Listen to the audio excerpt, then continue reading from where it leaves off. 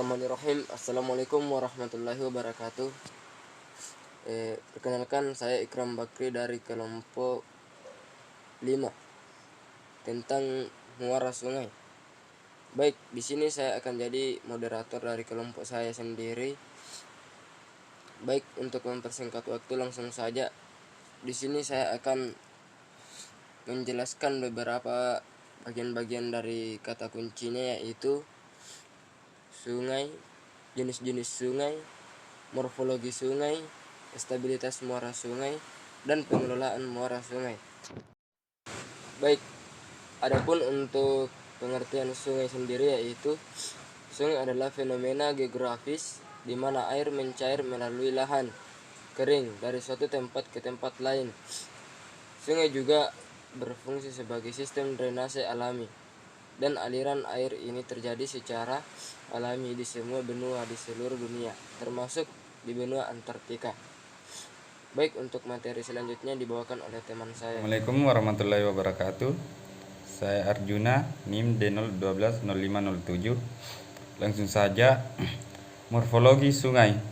Morfologi sungai adalah ilmu yang mempelajari tentang geometri, bentuk dan ukuran, jenis, sifat dan perilaku sungai dengan segala aspek dan perubahannya dalam dimensi ruang dan waktu. Dengan demikian, morfologi sungai ini akan menyangkut juga sifat dinamik sungai dan lingkungannya yang saling terkait. Dalam menentukan morfologi suatu sungai diperlukan data-data geometri sungai tersebut seperti lebar sungai, kedalaman sungai, penampan sungai, kemiringan dasar sungai, dan koordinat lokasi sungai. Sekian. Warahmatullahi wabarakatuh. Saya Aldinin D0120509. Jenis-jenis sungai. 1. Berdasarkan sumber air: sungai hujan, sungai gletser, sungai campuran. 2. Berdasarkan debit air: sungai permanen, sungai periodik, sungai episodik, dan sungai evermal. Assalamualaikum warahmatullahi wabarakatuh. Terima kasih atas kesempatan yang diberikan kepada saya. Saya akan melanjutkan materi dari kelompok kami. Rekan-rekan, nama saya Yosafat, NIM D0120521. Jadi langsung saja, jenis-jenis sungai. Yang pertama itu berdasarkan asal kejadian. Yang pertama, sungai konsekuen. Yang kedua, sungai subsekuen. Yang ketiga, sungai obsekuen. Yang keempat, sungai resekuen. Yang kelima, sungai nesekuen. Kemudian berdasarkan struktur geologi. Yang pertama, sungai antecedent. Yang kedua, sungai overpos. Terima kasih. Jadi materi selanjutnya saya akan persilakan kepada saudara saya Gurniawan.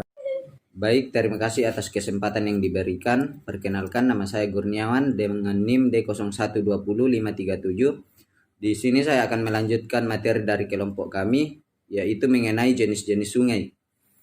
Berdasarkan pola aliran terdiri dari 7 bagian, yaitu yang pertama, radial sentrifugal, radial sentripetal, yang ketiga, dendritik, yang keempat, trilis, yang kelima, rektagular, yang keenam, pinat, dan yang ketujuh, anular. Berikan kepada saya, langsung saja saya akan membacakan materi, yaitu stabilitas muara sungai. Muara adalah wilayah badan air yang menjadi pertemuan selang satu atau semakin sungai pada wilayah pesisir dengan wilayah laut. Muara sungai yang stabil adalah muara sungai yang tidak terjadi perubahan kedalaman dasar perairan dan bentukan dari muara sungai tersebut. Artinya bahwa tidak terjadi perubahan yang signifikan dari masukan air tawar yang membawa material sedimen di sepanjang sungai, dan pengaruh dari laut lepas tidak merubah struktur dan sungai, dan pengaruh dari laut lepas tidak merubah struktur dan bentukan di muara sungai. Kestabilan muara sungai cukup penting karena dinamika di perairan muara sungai dan estuari sangat dinamis. Terima kasih atas kesempatannya. Assalamualaikum warahmatullahi wabarakatuh. Baik, terima kasih atas kesempatan yang diberikan kepada saya. Perkenalkan, nama saya Madison NIM D01205010. Di sini saya akan menjelaskan sedikit tentang mengenai pengolahan muara sungai. Strategi pengolahan muara sungai ditentukan berdasarkan beberapa pertimbangan. Di antaranya adalah pemanfaatan muara sungai, biaya pekerjaan, dampak bangunan terhadap lingkungan, biaya operasi dan pemeliharaan, ketersediaan bahan bangunan, dan sebagainya. Ada beberapa pilihan dalam penanganan muara sungai.